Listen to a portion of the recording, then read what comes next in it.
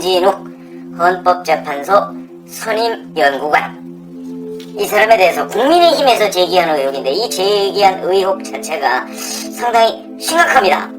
그래서 그 문제를 말씀을 드리겠습니다. 우선 미공개 정보를 이용해서 주식을 취득한 것 아니냐 하는 의혹인데, 이런 겁니다. 회사는 나노바이오시스라는 회사입니다. 나노바이오시스. 그러니까 아마 뭐 바이오 계열의 무슨 회사인 것으로 보이는데, 이 나노바이오시스가 금융위원회하고 한국거래소에 제출한 자료가 있는데, 그 자료를 국민의힘에서 분석을 해봤더니 거기에 김진욱 공수처장 내정자가 투자한 부분이 있더라. 근데 이 투자가 일상적인 보통의 투자 방식과는 다른 방식이다, 이런 얘기입니다. 무슨 얘기냐면 2017년 3월 달에 이 회사가 유상증자를 합니다. 한 주당 8,300원씩 유상증자를 하는데, 여기서 5,813주 이것을 샀습니다. 그래서 총 4,824만원이 들었는데, 이거는 당시의 시세는 주당 9,000원에서 13,000원 정도 되고요. 근데 현재 시세로 계산을 하면 9,385만원, 그래서 딱 한 2배 정도 되는데, 액수가 문제가 아니고 이 주식을 산 그 방식이 문제가 되는 겁니다. 무슨 얘기냐면 제3자 배정 방식으로 샀다, 이런 얘기거든요. 그러니까 제3자 배정 방식이라는 게 뭐냐면, 주식을 증자할 때, 그러니까 회사가 자본금을 충당하는 거를 주식시장에서 충당하죠. 그걸 증자라고, 자본금을 늘린다, 이런 뜻이죠. 근데 거기에는 무상증자가 있고 유상증자가 있습니다. 무상증자는 공짜로 나눠주는 거고, 유상증자는 돈을 받고 파는 거 아니겠습니까? 그런데 유상증자의 방식이 두 가지가 있는 것이죠. 무슨 얘기냐면, 자, 일반 주주를 상대로 해서 증자에 참여하도록 하는, 이게 일반 주주 배정이고요. 유상증자 방식 중에서. 그 다음에 제3자 배정 방식이라는 게 있습니다. 제3자 배정 방식이라는 것은 회사가 별도로 지정하는 제3자한테 나눠주는 겁니다. 그러니까 무슨 얘기냐면, 일반 주주를 증자에 참여하도록 해서 거기에서 만약에 미달이 되면 공모주 형식으로 또 일반인들한테 배정을 할 수가 있는 거 아니겠습니까? 그런데 그게 아니고, 유상증자 중에서 일반 주주 배정이 아닌 제3자 배정 방식이라는 것은 회사가 나는 이 사람한테 팔래 라고 지정을 해서 그 사람한테 파는, 이런 경우입니다. 그러니까 뭐냐면, 뭐 그냥 쉽게 얘기하면 자기한테 아는 사람한테 아름아름 팔았다, 이런 뜻입니다.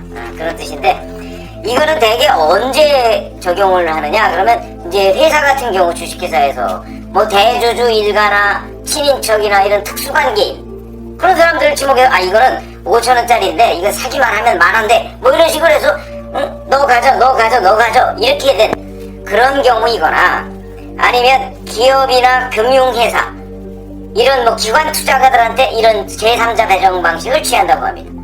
그런데 김진욱 당시 연구관은 뭐 아무것도 아니죠.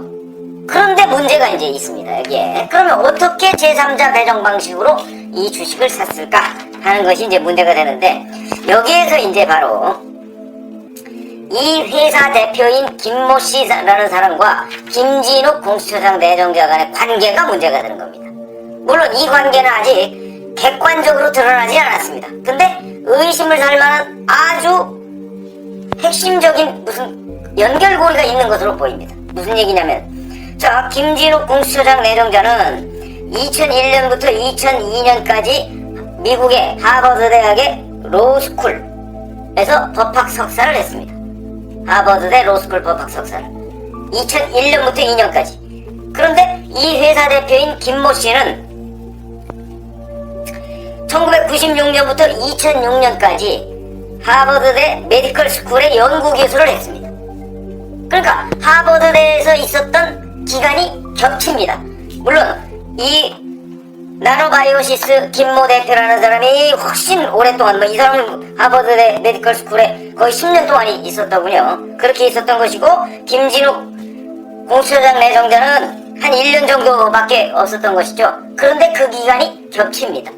그러니까 이때 알아가지고 국내에 들어와서 결국 이 김모 씨 등 8명이 그 당시에 제3자 배정 방식으로 주식을 샀는데 그 안에 김진욱 내정자가 들어간 거 아니냐. 그때의 연줄로. 이렇게 되면 이게 뭐죠? 이게 바로 미공개 정보를 이용한 주식 취득. 이게 될 가능성이 높은 겁니다. 무슨 얘기냐면 이 나노바이오시스의 김모 대표가 야 이거 사기만 하면 정말 이만저만해서 뭐 몇 배로 뻥튀기 할 수 있습니다 라고 이렇게 귓속말로 해주니까 김진욱 내정자가 거기에 들어가서 산 건 아니냐. 이거는 전체적인 윤곽이 그렇게 맞습니다. 그리고 실제 이 회사가 2017년 그 3월달에 샀다고 했죠. 3월달에 샀는데 2017년 8월달에 마코바이오메드라고 하는 회사하고 합병을 공시하고 실질적으로 3개월 뒤에 합병을 합니다. 그러면 주식을 산 지 1년도 안 돼서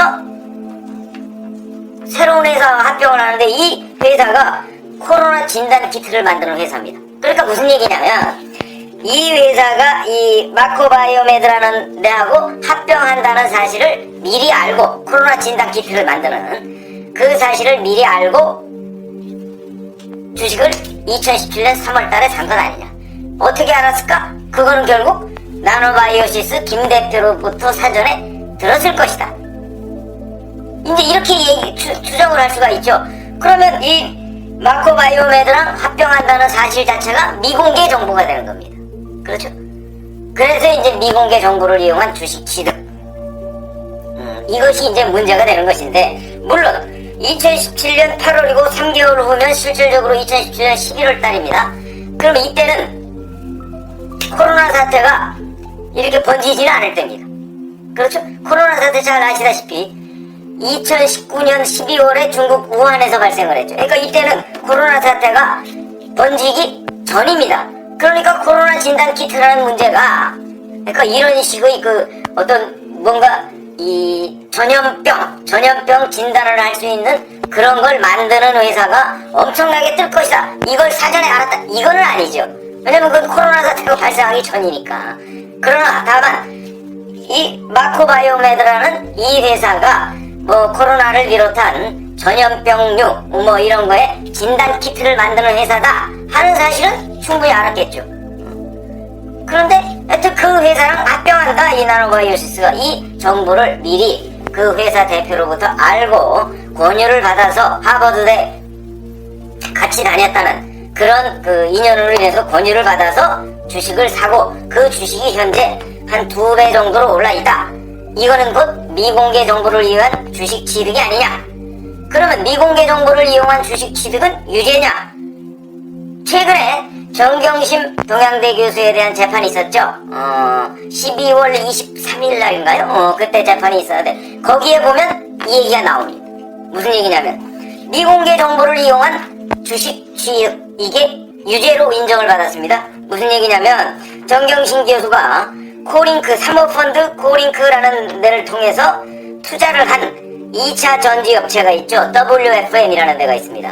이 WFM의 미공개 정보를 취득해서 주식 투자를 한 부분이 유죄다. 거기에 나와 있습니다. 그 판결문에.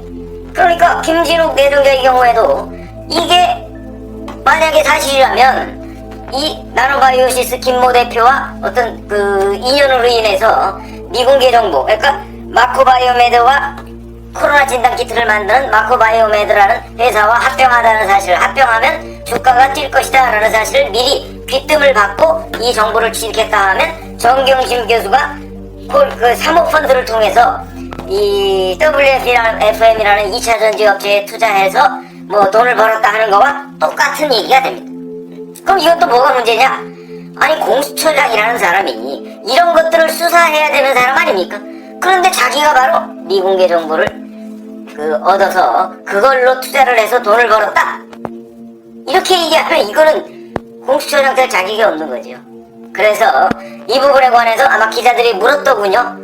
이 부분 어떻게 되는 겁니까? 라고 물으니까 상황을 잘 정리해서 인사청문회에서 답변하겠다 이렇게 얘기를 했는데, 제가 보건대는 이건 인사청문회에서 답변할 일이 아니고 이 문제에 관해서 본인이 스스로 수사를 자청하든가 아니면 하루빨리 인사청문회 전이라도 이게 어떻게 된 일인지에 대해서 해명을 내놓고 그 해명이 일반 국민들이 납득하지 못할 경우에는 본인이 수사를 자청하든가 해서 이게 완벽하게 클리어 해결이 되지 않고서는 공수처장 인사청문회를 할 필요가 없는 거 아니겠습니까? 인사청문회에서 또 이렇게 의혹이 있다 아니다 공방하다가 그냥 임명해버리면 그러면 범죄 혐의를 갖고 있는 사람이 결국 우리나라 최고의 수사기관의 책임자가 되는 이런 사태가 되는 겁니다.